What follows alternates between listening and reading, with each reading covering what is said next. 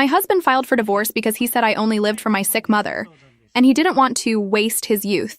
My kitchen table basically turned into a medical command center the year everything went sideways, which sounds dramatic, but I promise it was just piles of receipts. Pill bottles, insurance paperwork, and half-drunk coffee mugs squeezed in between my kids' homework and their cereal bowls. I used to joke that our dining room had been downgraded to a waiting room with snacks. It was easier to joke about it than admit that I was terrified all the time. My name is Renee, by the way, and if we were actually sitting at that table right now, I'd probably be apologizing for the mess while shoving a basket of clean but unfolded laundry out of the way so you could put your elbows down. That is what my life felt like back then. One long apology for a situation I did not create but somehow had to manage. I had been with my husband for around 12 years, married for roughly 10, and we had twins who were 8 and somehow always sticky even right after a bath. Both our families lived in the same general area, all very proud of the fact that nobody had ever moved more than an hour away in 3 generations, which used to feel comforting and later started to feel like a trap. The year everything started, my mother got sick. Not the kind of sick where you rest for a week and complain about it. The kind where doctors use words like chronic and aggressive and talk very calmly while your ears are ringing. It was a blood thing, complicated and ugly, and even with insurance, there were copays and special medications and appointments 3 times a week. As an only child, it was basically unspoken that I'd be the one driving her, sitting with her, talking to nurses, and memorizing every single side effect sheet they handed us. My father is not a monster.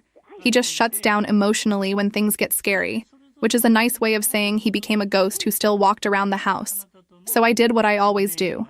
I made a schedule. I rearranged my work hours, and I told myself it was temporary. I worked as a front desk coordinator at a small medical office.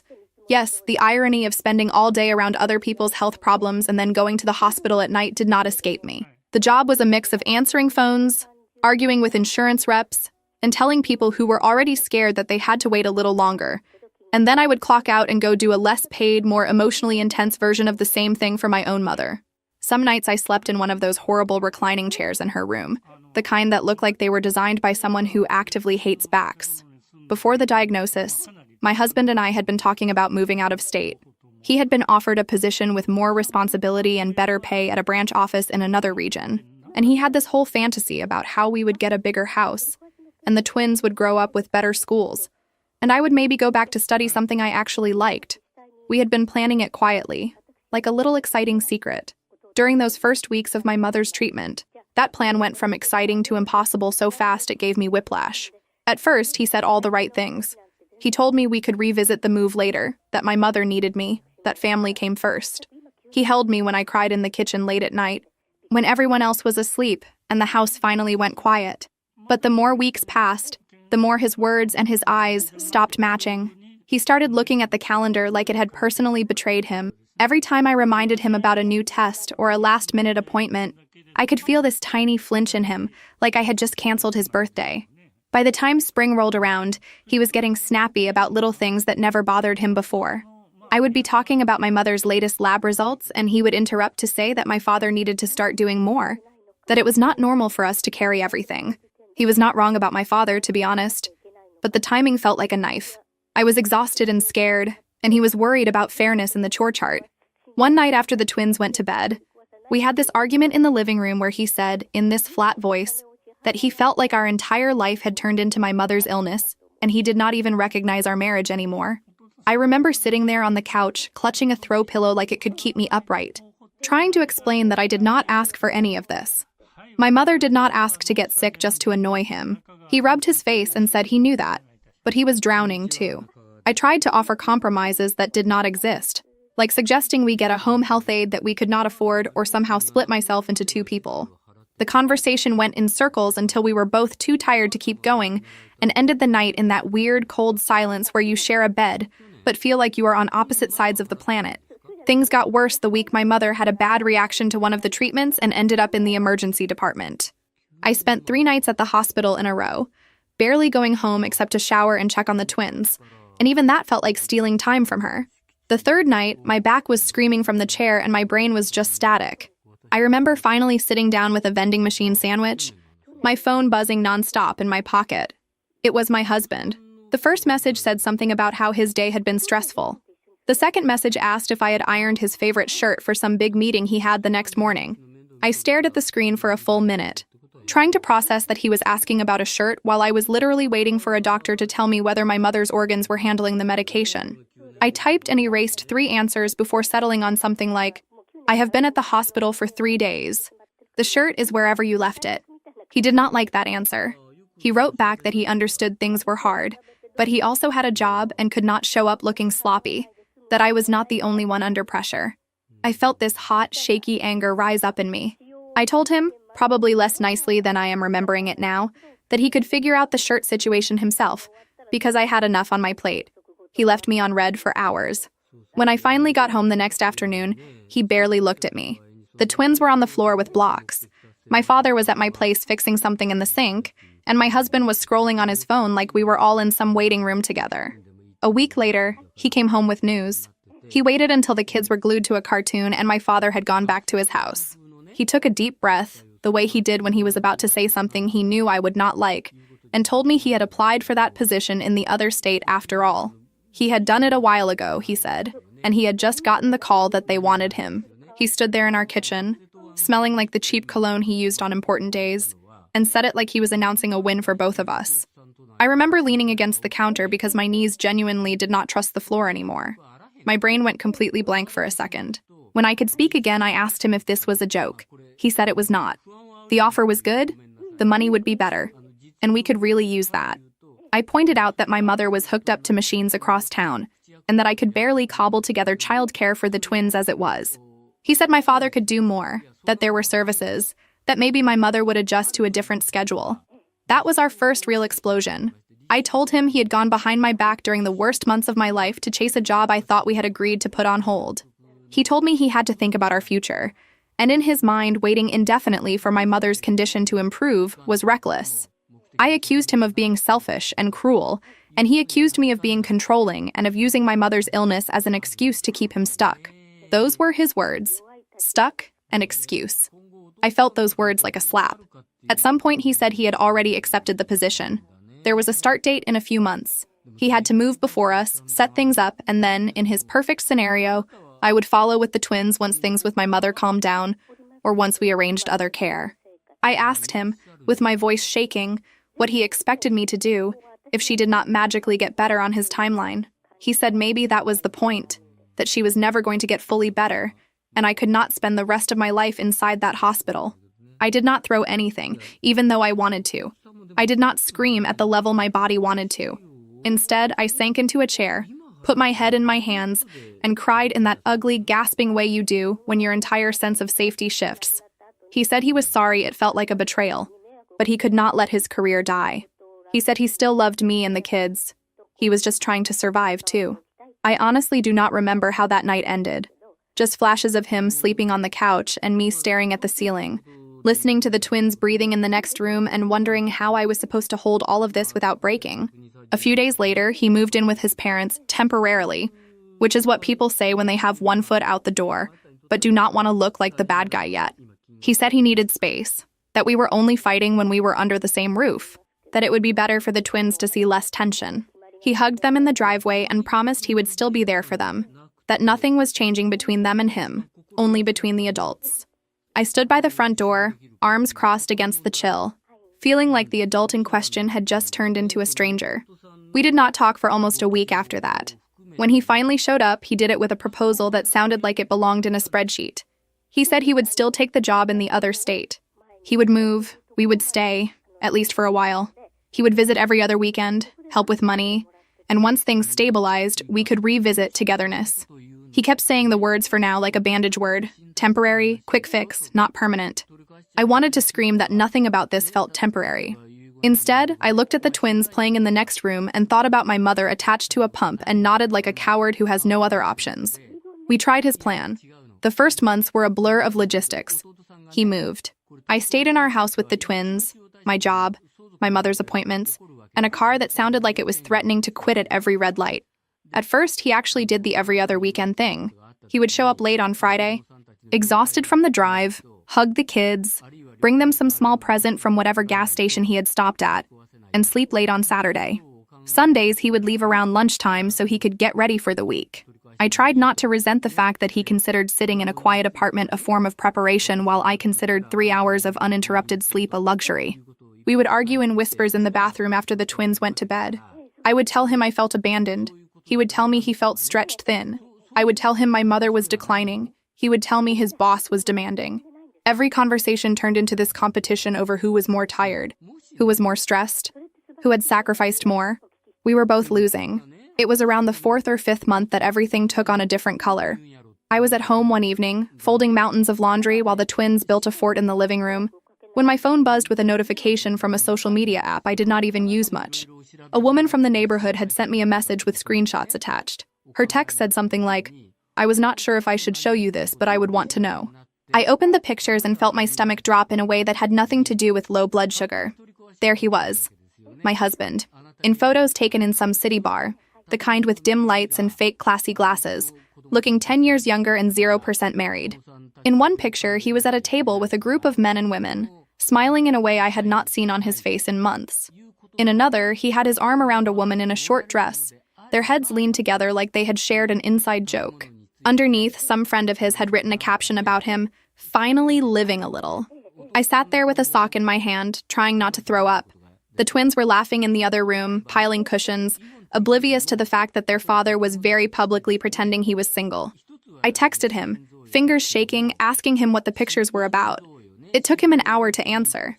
When he finally did, his tone was defensive right from the first sentence. He said he was allowed to have a social life, that going out for drinks did not make him a monster, that I was blowing things out of proportion as usual. As usual. That phrase made me see red. I pointed out that the woman tucked under his arm looked very comfortable for someone who saw him as a purely platonic colleague.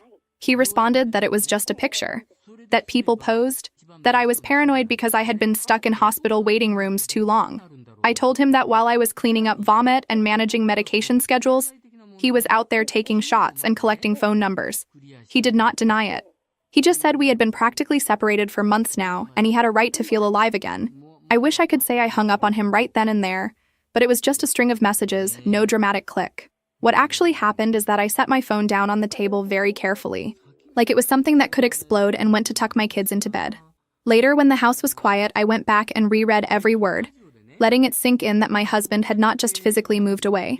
He had mentally checked out of our family and apparently started auditioning for his next act. Money became a problem around the same time. At first, he sent what we had agreed on. Then the transfers came late, then a little short. Then he started making comments on the phone about how things were more expensive in the new city, and he had to network and go out with colleagues. And their expectations were different up there. I tried to remind him gently that expectations down here included feeding and clothing 2 small humans, and keeping the lights on, and gas in the car so I could take my mother to the hospital. He sighed and said he was doing his best. The school called me one afternoon about one of the twins, saying he was acting out in class, snapping at teachers, refusing to participate, and crying over small things. They wanted a meeting. I tried calling my husband so we could talk about it as parents, and his phone went to voicemail 3 times. When he finally called back, hours later, he sounded annoyed that I had called repeatedly. I told him about the meeting, about our child's behavior, about how scared I was that the chaos at home was bleeding into their school life. He said he was in the middle of something at work and could not just drop everything. I asked him very calmly when exactly he planned to be a father instead of a guest star. He told me I was being dramatic. Our next conversation exploded because I pushed too hard on the money issue. I had been checking our shared card statement online. Yes, I know, snooping. But it was literally our shared account that was still tied to household autopay while we sorted out the separation. So technically I had every right to see where the money was going. And I saw charges that made my chest ache. High tabs at trendy bars, charges for a dating app's premium features, a couple of purchases at a clothing store that definitely did not sell anything in my size. I called him and asked, in that scary, quiet voice I get when I am beyond angry, what exactly we were paying for. He did not apologize. He did not even try to lie in a convincing way. He said something like, "Look, what I do with my money over there is my business now." I reminded him that there was no over there money and down here money. There was a family account and 2 kids who did not ask for any of this. He said I was trying to control him from a distance, and that was not going to work. When I mentioned the dating app directly, he laughed in this bitter way and said maybe he deserved to feel wanted by someone who did not spend every conversation talking about her mother's symptoms. That one hurt so much I had to sit down. The breaking point came on a weekend he was supposed to come visit.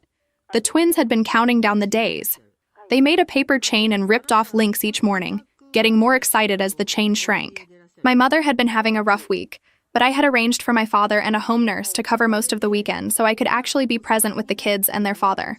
I cleaned the house from top to bottom like I was preparing for an inspection. The twins drew pictures for him and put them under his pillow.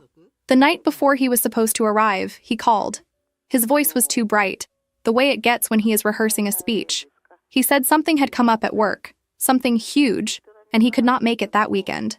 I did not say anything at first, just listened to the silence stretch so he would hear it.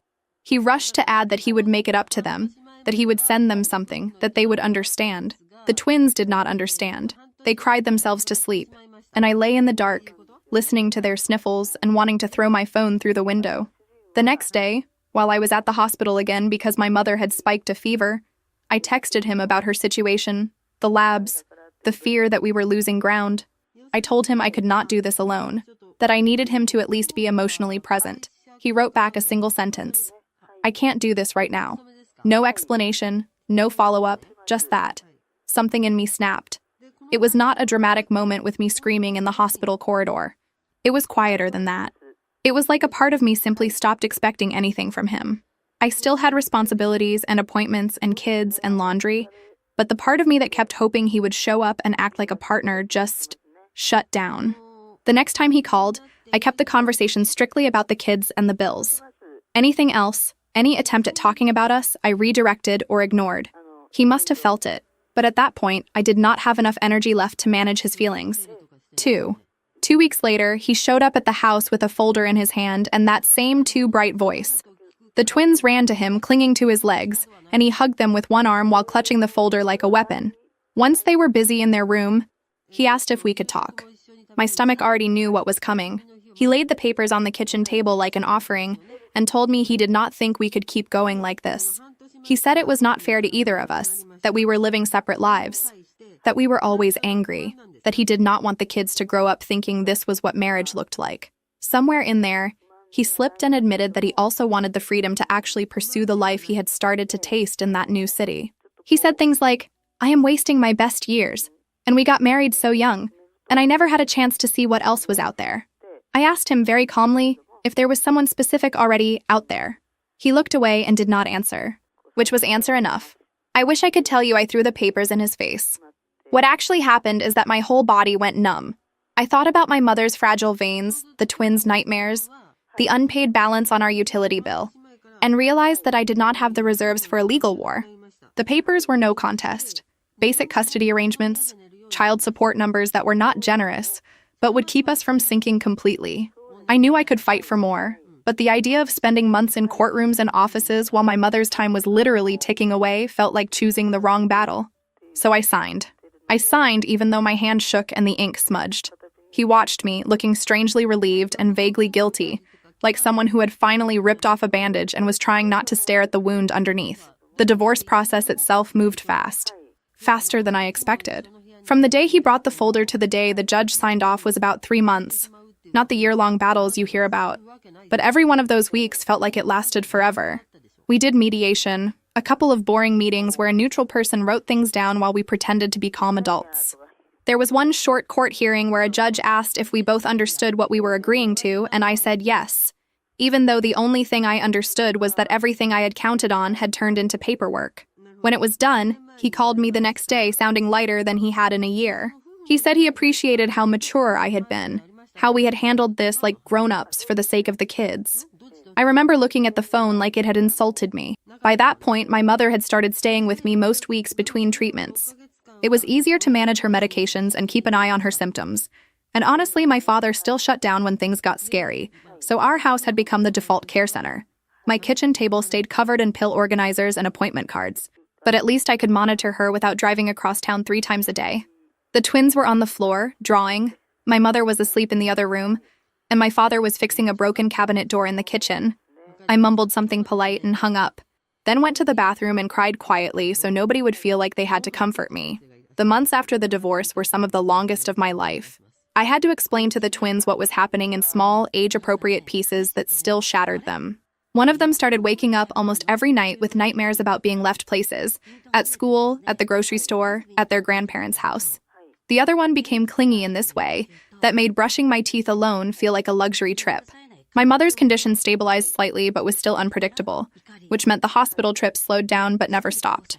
My father and I developed a tag team routine where he would handle mornings and I would handle afternoons or vice versa, depending on my work shifts. At school events, people would look at me with this tilted head pity that I started to hate. Some of the other parents had seen my ex's new life online. Nobody said anything directly, but I caught whispers and quick glances. One woman pulled me aside to tell me she had run into him at a restaurant in the city, laughing loudly with a group and looking like a different person. She said it like she was complimenting his glow-up. I smiled and nodded and then cried in my car in the parking lot. My father was quietly furious. He did not yell. He just made these short, tight comments whenever my ex's name came up, about responsibility and character and people showing their true colors under pressure.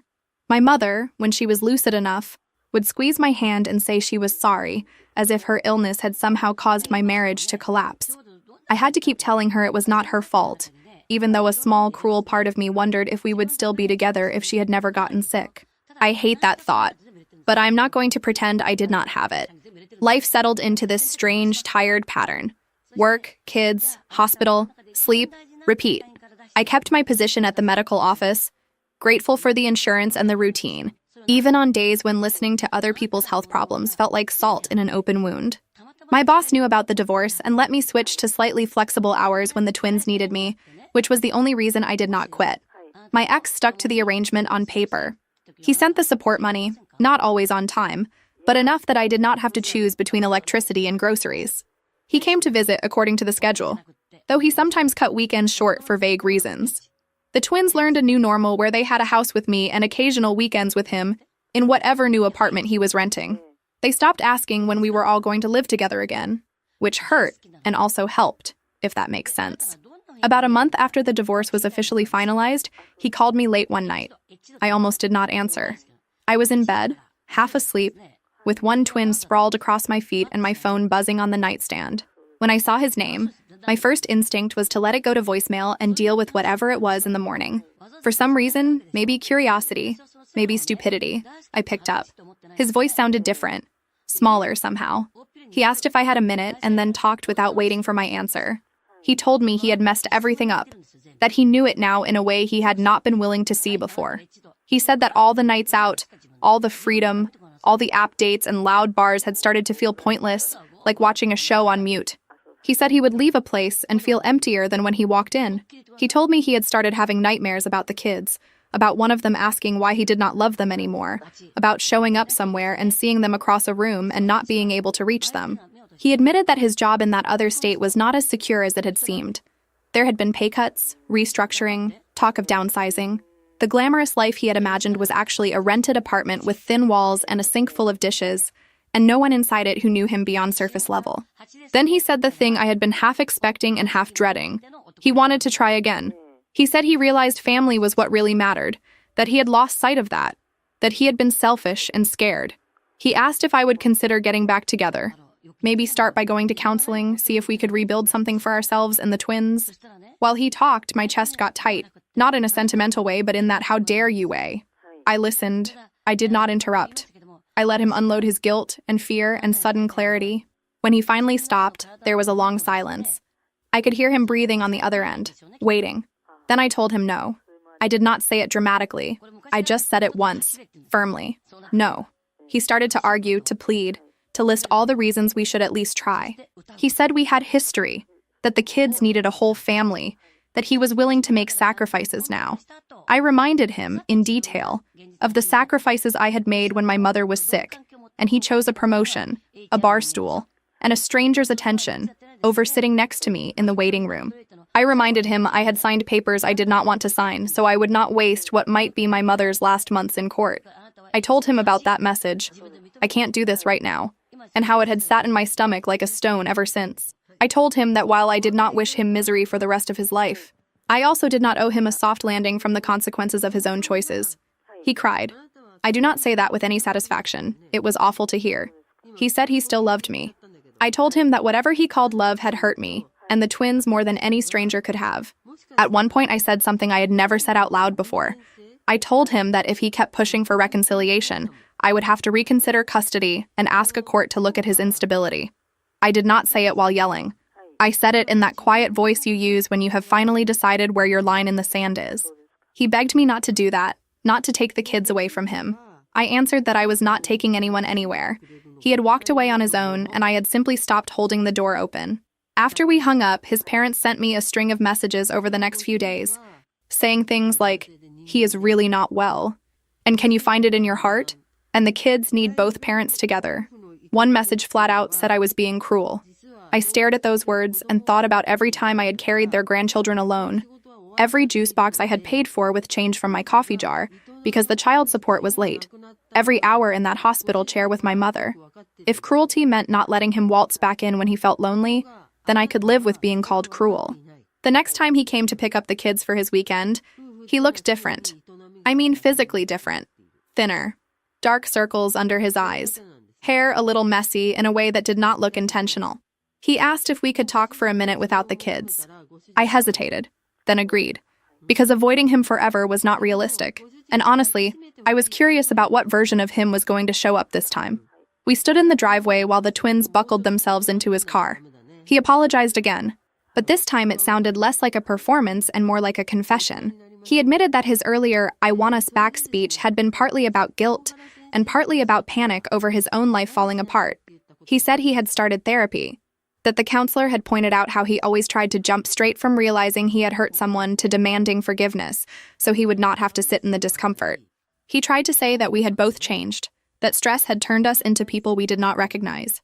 I stopped him there. I told him I was done sharing the blame for decisions I had never had the luxury to make. He nodded, eyes wet, and for once he did not argue that. He said he wanted to move back to our area, even if it meant a smaller paycheck and a less shiny job. He wanted to be around for the twins' lives in a real way, not just as some weekend visitor. He was not asking for our marriage back anymore, he said. Just a chance to be a better father. I did not answer immediately. I told him I would think about it, not because I had any say over where he chose to live, but because I needed to decide how much access to my day-to-day life I was willing to give him again. I spent a week simmering on it.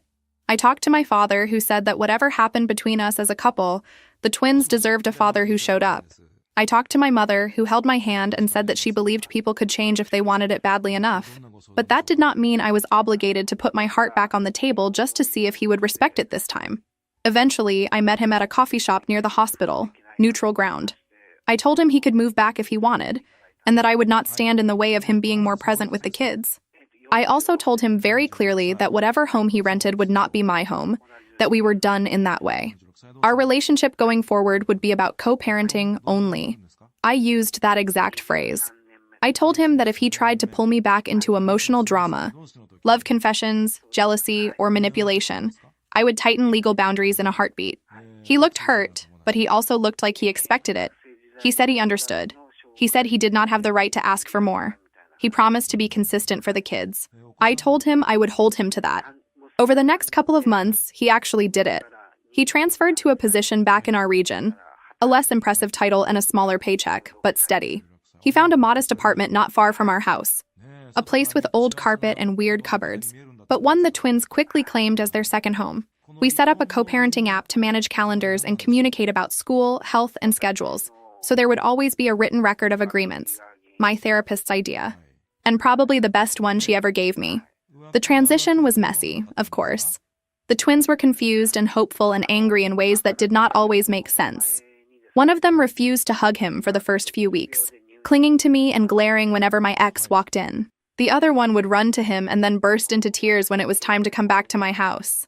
They tried to play us against each other sometimes, the way kids do, asking one parent for something and then asking the other when they did not like the first answer. We made mistakes in how we handled it, because there is no manual for this. But slowly, they adjusted. His parents changed their tune too. They invited me and the twins over for dinner one Sunday, the first time since the divorce. I almost said no, but the kids wanted to go, and my father encouraged me to accept for their sake. Sitting at that familiar table where we had celebrated birthdays and holidays felt surreal. His mother actually apologized to me, not in some grand speech, but in quiet words while we were clearing plates. She said she was sorry for how they had pushed me, for how they had refused to see how much I was carrying. She admitted they had been more worried about their son's feelings than about the reality of what he had done. I did not give her some magnanimous forgiveness. I just nodded and said thank you, because at that point, acknowledgement felt like enough. He tried a couple of times to slip in comments about our old memories, like, "Remember when we used to bring the twins here as babies?" Or, "Sometimes I think about those early years." I shut those moments down gently but firmly. I would change the subject or remind him that nostalgia did not change facts. After a while, he stopped trying. I wish I could say that once I understood that, life suddenly started behaving itself. But you know that is not how anything works. Drawing a line with him and deciding I was never going back to that version of us did not magically make co-parenting clean or simple. It just meant that every new mess had to be handled without falling for the old patterns. We had our first big post-divorce holiday fight over a winter break. The agreement on paper was pretty clear, but he decided that since he was back in town and trying so hard, he should get extra time with the twins. His words, not mine. He wanted them for an entire week straight so he could take them on some improvised local adventure. I reminded him that we had agreed to split the break, that my mother would be devastated not to see them, that the kids needed stability more than they needed his grand gestures. He accused me, again, of punishing him by limiting access. I pointed out, in the co-parenting app where everything is charmingly documented, that I was following the exact schedule we had both signed in front of a mediator. It was the first time I used screenshots as a boundary, instead of just a way to torture myself. The twins started seeing a child therapist around that time, too. It was actually the school counselor who suggested it, after one of my kids burst into tears during a class project about my family. The therapist's office had soft chairs and a sand tray and shelves of little toys, and my kids treated it like some strange mix between a playdate and a test. The therapist told me privately that what they needed most was honesty and consistency. No big fake smiles, no pretending things never happened, just clear explanations and predictable routines. My ex bristled at first when he heard about it. He took it as a silent accusation that he had damaged them. I mean, yes, he had, but I reminded him that refusing help out of guilt would only hurt them more. Eventually, he showed up for a couple of sessions, sat in a small chair that was not made for his ego, and listened to his children tell him they were scared he would leave again. There were still moments when I almost slipped, like the night he was over 30 minutes late for a pickup and did not answer his phone. The twins were dressed with their small duffel bags by the door, checking the window every few minutes, asking if maybe he had forgotten. I told them adults sometimes get stuck in traffic, even though our town barely has enough cars to qualify as traffic. When he finally pulled up, he came rushing to the door with this breathless apology, something about a last-minute work thing and a call that ran long. Old me would have flooded him with my anger right there, listing every way his lateness had hurt the kids and me. New me sent the twins to the car and stepped outside. I told him he could not treat their time together like an optional meeting. I told him that if he was going to be late, he needed to say it before the pickup time, not after. He apologized again and tried to reach for me, not physically, but with that familiar tone, the one that used to pull me into arguments and emotional marathons. I did not engage. I stood on my own porch, arms crossed, and said, "This is about them. If you cannot respect their time, a judge can help you figure out your priorities." It was not a threat I wanted to act on, but I needed him to know that I was not bluffing anymore. He nodded, swallowed whatever speech he had loaded, and left. Around half a year after the divorce, I met someone. I was not looking. Honestly, the idea of dating made me tired. It happened because one of the nurses at the hospital introduced me to her cousin at a community event, a man who had also been through a divorce and had kids close in age to mine. He was quiet, kind of cautious in his body language, like someone who had been burned and was still getting used to holding his hands near the fire again. We started by texting about small things, then having coffee, then watching our kids play at the park while we awkwardly navigated the newness. His name does not really matter here. What matters is that he treated me with a basic level of respect that felt so foreign, I almost did not know what to do with it. He asked about my day and actually listened to the answer. He showed up when he said he would. He never made me feel like my mother's illness or my kids' needs were inconveniences. He understood, without me having to explain, that if my mother landed in the hospital again, dates would be canceled and sleep would be rare. The twins were unsure at first, which was fair. I did not introduce them right away. I kept him separate from that part of my life until I felt confident he was not just another temporary storm. When I did finally let them meet him, it was at a park, in broad daylight with ice cream and an escape plan in my pocket. He talked to them about their favorite games and asked them questions without forcing anything. Later that night, one of the twins said, "He is nice, but he is not my dad." And I said, "I know, and that is okay. He does not want to be." My new relationship was not some perfect fairy tale either. There was this expectation, in other people's eyes at least, that because my ex had been such a disaster at the end, the next man who treated me decently would automatically feel like a dream. Real life is not that simple. We had our own awkward arguments. The first time he canceled a date because his own child was sick, I felt this flash of panic that had nothing to do with him. My brain dragged up every time my ex had used work or being busy as an excuse, and I almost spiraled into assuming this new guy was going to disappear, too.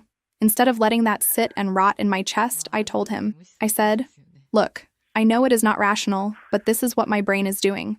He could have rolled his eyes or told me to get over it. Instead, he said he understood why my trust was shot, and that if I needed an extra text or two to feel grounded, he could do that. It was such a small, practical response, but it felt massive compared to the emotional gymnastics I had been doing for years. The first time he spent a full day with me and the twins, it was chaotic and oddly comforting. We went to a park, then a cheap diner, then back home to play a board game with half the pieces missing. The twins tested him on purpose. I could see it. They argued loudly, refused to share, asked him pointed questions about whether he was going to stick around. He did not try to be their instant best friend or their replacement dad. He just answered honestly, told them he was in their life because he liked their mother, and that the rest we would all figure out together. That night, after I tucked them in, one of them whispered, "He is weird, but in a good way," and I counted that as a win. When my ex found out I was seeing someone, he took it about as well as you would expect. He asked to talk one evening when he came to pick up the twins. We did not do the driveway talk this time. We ended up standing just inside the school entrance instead, under a wall of kids' paintings and crooked construction paper stars, which somehow made the whole thing feel even more surreal. He said he had heard from his mother that I was dating. I said yes, I was. He asked what the man was like, and I told him he was decent and kind and none of his business beyond that. He tried to play it cool, but his jaw clenched in that way that meant he was swallowing something bitter. He said he hoped I was being careful about who I brought around the kids. I said I was. And then I reminded him, without raising my voice, that I had taken care to protect the kids while he had been busy discovering nightlife in another city. He looked away and nodded. He said he was in therapy and trying to work through his jealousy and his tendency to make everything about him. I told him I was glad for him and that my personal life was still not his story to manage. The first time my new partner and my ex ended up in the same space was at a school event. Some kind of open house with kids' artwork taped to walls and tables full of cookies. My father came, my mother was having a better week and managed an hour in a wheelchair, my ex showed up, and my boyfriend came with his own kids. It was a circus. For about half an hour, I felt like a character in a show I had not agreed to star in. People looked, people whispered. You could feel the curiosity in the air. My ex walked over, greeted my father stiffly, nodded at my mother with this awkward combination of guilt and affection, and then asked to be introduced. The two men shook hands. It was not friendly, but it was not hostile either. Just two grown adults acknowledging that they both cared about the same children. I stood there, watching them, feeling strangely calm. It hit me that I did not have to choose between my kids' stability and my own happiness anymore. I had made choices, drawn lines, and somehow we had all survived it. Life kept moving forward in its messy way. There was another hospital scare with my mother the following year. I remember sitting in that same ugly recliner, the beeping machines, the smell of disinfectant, the déjà vu punching me in the chest. The difference this time was that when I texted my ex about it, his answer was not, "I can't do this right now." He said, "Do you need me to keep the twins an extra night so you can sleep?" And then he actually followed through. He brought them to see my mother when she was stable enough for short visits, stood awkwardly at the foot of the bed, and talked to her about mundane things like the twins' science projects. My mother's health is still a question mark. Some days are good, some are not. I still have a little pharmacy on my kitchen table, just more organized now. The twins still ask hard questions and sometimes cry for reasons they cannot name. My ex is not a villain in their eyes, just a flawed person who hurt us but is trying to do better now. I do not romanticize that. I do not erase what happened. I also do not spend my energy wishing he were suffering somewhere. The truth is less dramatic. He is living with the consequences of his choices, just like I am. People sometimes tell me I am strong, which makes me want to laugh and also cry. I did not feel strong when I signed those papers, or when I slept in that chair at the hospital, or when I watched my kids wave goodbye from his car window. I felt cornered and exhausted and very small, but I kept going. One appointment, one late bill, one school meeting at a time. I learned how to say no without writing an essay afterward. I learned that I could love my kids fiercely, love my mother, and still refuse to set myself on fire to keep everyone else warm. And whenever I think for a second that maybe I was too harsh, that maybe I should have forgiven more or tried harder to glue something back together that was already in shards, I remember that text. I can't do this right now.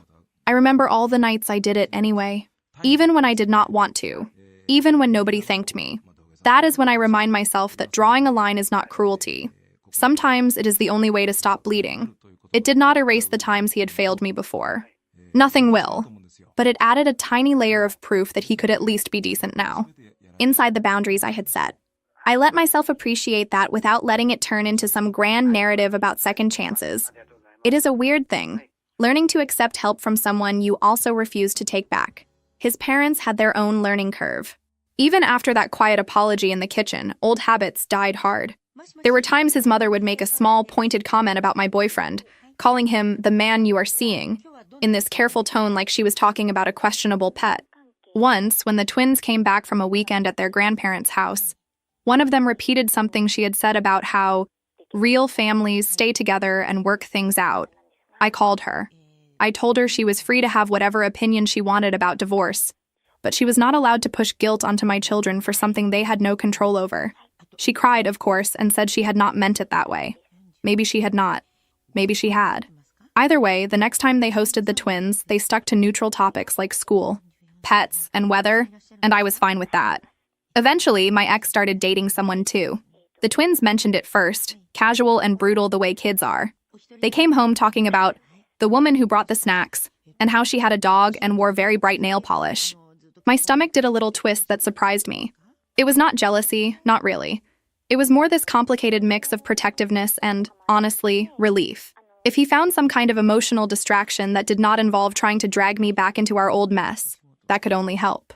We had a conversation about it on the porch one day. I told him I did not need or want details about his romantic life, but I did need to know who was spending time alone with my children. He agreed to introduce us in a neutral setting before she became a regular presence around them. The introduction was awkward, obviously. She seemed nice enough, nervous, clearly aware of the history she was walking into. I did not grill her. I did not warn her. I just watched how she spoke to my kids. She knelt to their level, listened when they talked, and did not try to bribe them with gifts. That was enough for me. There were still late nights when the weight of it all felt like too much. I would be sitting on the couch after everyone else in the house had gone to bed, the television flickering quietly with some show I was not really watching, and my brain would replay everything. The diagnosis, the text messages, the papers, the driveway fights, the school events with their weird social choreography. Sometimes I would catch myself stalking my own past, rereading old threads I should have deleted, looking for the exact moment things broke so I could convince myself I would see it coming next time. My therapist told me that there is no magic moment, just a collection of tiny choices that add up. She said healing is not about pretending those choices never happened, but about choosing differently now, even when your nervous system is screaming that familiar chaos is safer, because at least you know its rules. I hated how right she was, and also clung to it when I was tempted to answer one of my ex's longer, nostalgic messages with more than a neutral co-parenting response. So no, my life did not wrap up in some tidy moral lesson. There was no single day when I woke up and thought, yes, now I am fully healed. Thank you for coming to my inspirational talk. It was more like this slow accumulation of tiny, boring victories. Turning my phone face down during dinner and not checking to see if my ex had written something provocative. Saying no to extra shifts when my body was clearly begging for rest, even if the electric bill scared me. Letting my boyfriend see me ugly cry over something small because it had poked an old bruise, and not apologizing afterward for being too much. If there is any kind of happy ending here, it is not picture perfect. There is no neat bow. My life now is quieter in some ways and more complicated in others. I shared drop-offs and pickups with a man who once vowed to spend his life with me and then walked away when things got hard. I fall asleep next to someone new who knows my whole messy history and stays anyway. I hold my mother's hand while she naps in her chair and listen to my father rant softly about cable news. I sign permission slips and argue with insurance and show up at school concerts where I stand between my past and my present and clap for my kids like they are the main act, because in the middle of all this chaos, they are. Time kept moving, whether I liked it or not. The twins got taller, their faces shifting from round to angular in this sneaky way that made me stare at them sometimes like they were strangers who had stolen my babies. Homework turned from coloring sheets into actual projects that required glue and research and my broken printer. My mother had good months where she cooked small meals again, and bad weeks where just getting out of bed was a victory. My father finally accepted that therapy was not a scam and started seeing someone himself, which, honestly, changed our house more than any pill ever did. Co-parenting settled into something that almost resembled a rhythm. There were still offbeat moments, like when my ex forgot to sign a field trip form on his week, and I had to run across town on my lunch break so my kid would not be the only one left sitting in the classroom. We argued about it later, of course, because I was tired of picking up the slack in ways that never showed up on any legal document. He tried to blame his forgetfulness on work stress, and I reminded him that I had work stress, plus medical stress, plus single-parent stress, and somehow I still remembered to initial every tiny line on those forms. At the same time, I could not deny that he was different from the man who had walked out when my mother first got sick. He showed up at parent-teacher conferences even when it was not technically his night. He sat through boring school assemblies and clapped at the wrong moments and took pictures of the twins holding paper certificates. He did not flinch every time I mentioned a new medication or a side effect. Instead of shutting down, he would ask practical questions like, "Do you want me to take them this weekend so you can sleep after her appointment?" And then actually follow through. It was confusing, seeing that version of him coexist with the one who still lived in my memory, the one who had said he could not do this.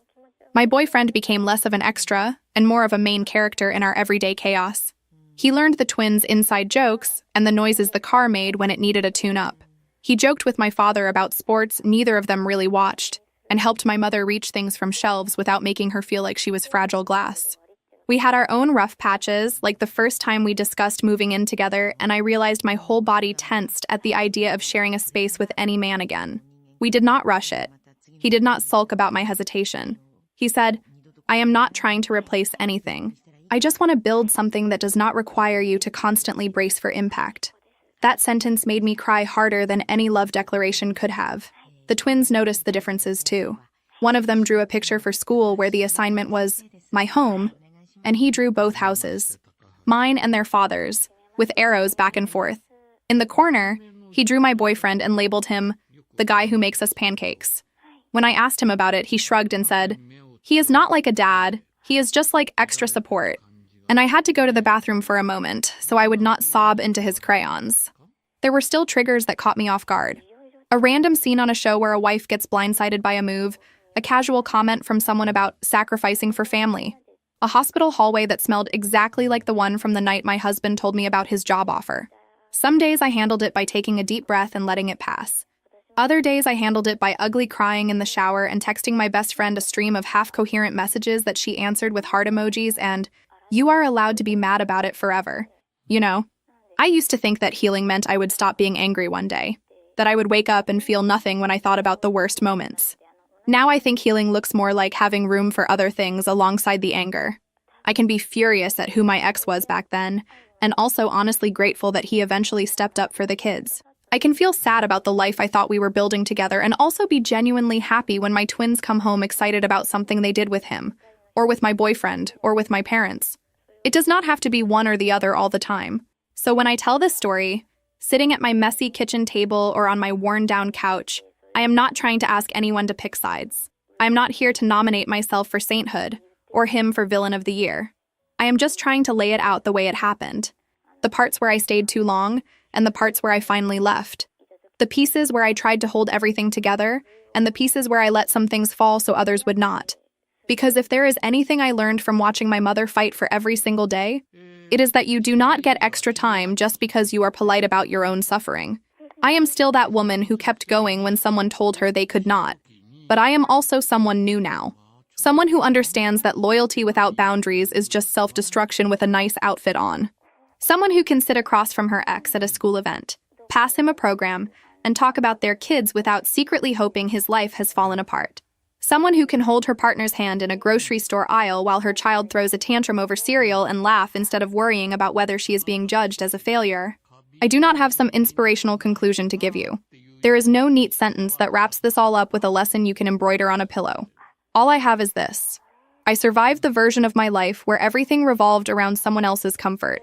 And now I am in a messier, freer version where my comfort actually counts too.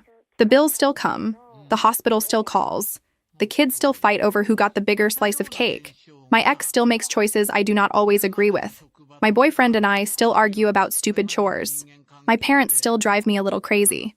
But when I look around, even on the bad days, it feels like my life, not just something that is happening to me while I am busy keeping everyone else upright. And that, for me, is more than enough.